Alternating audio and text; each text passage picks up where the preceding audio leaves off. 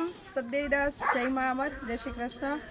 ચલો આજે કોલીથળથી આદરણીય ડૉક્ટર સાહેબ રસિકભાઈ ચૌહાણ અમરધામ આંગણે પધાર્યા છે અને આપણું એક લક્ષ્ય હતું કે દરેક પ્રભુજી માત્ર ને માત્ર આશ્રમ પર રહે, એની સગવડતાઓ પૂરી જ થાય એવું નહીં, પણ એમને સમયસર સારી યોગ્ય સારવાર મળી રહે, કારણ કે એલોપેથિક જલ્દી કવર થાય, એનાથી રિકવરી આવે જલ્દી, પણ લાંબા સમયે ખૂબ નુકસાનકારક થતી હોય।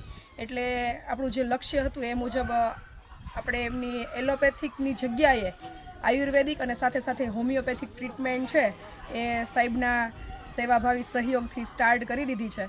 તો આજે અમરધામ આંગણે દરેક પ્રભુજી માટે હોમિયોપેથીની જે કંઈ પણ ટ્રીટમેન્ટ છે, એમની સ્કિન રિલેટેડ, એમની માઇન્ડ રિલેટેડ કે એમના બોડીમાં જે કંઈ પણ ડિસીઝ હોય તો દરેક પેશન્ટનું પ્રોપર ઓબ્ઝર્વેશન કરી, પ્રોપર કન્સલ્ટિંગ કરી અને સર છે એ એમની મેડિસિન છે આપણને સેવામાં અર્પણ કરી રહ્યા છે।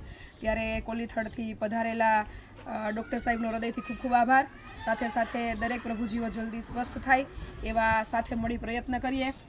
આપના પણ કોઈ પણ એવા આયુર્વેદિક કે હોમિયોપેથિક સુઝાવ હોય કે જે પ્રભુજીના જીવનમાં ક્યાંક ને ક્યાંક મદદરૂપ થઈ શકે તો ચોક્કસથી આપના સજેશન, આપની રૂબરૂ મુલાકાત આશ્રમની લેજો અને અમને જે કંઈ પણ આમાં સહયોગ થાય એ જરૂરથી કરજો। ફરીથી થેન્ક યુ સર, તમારો ખૂબ ખૂબ આભાર, કારણ કે હું આવું જ કંઈક ગોતતી હોય।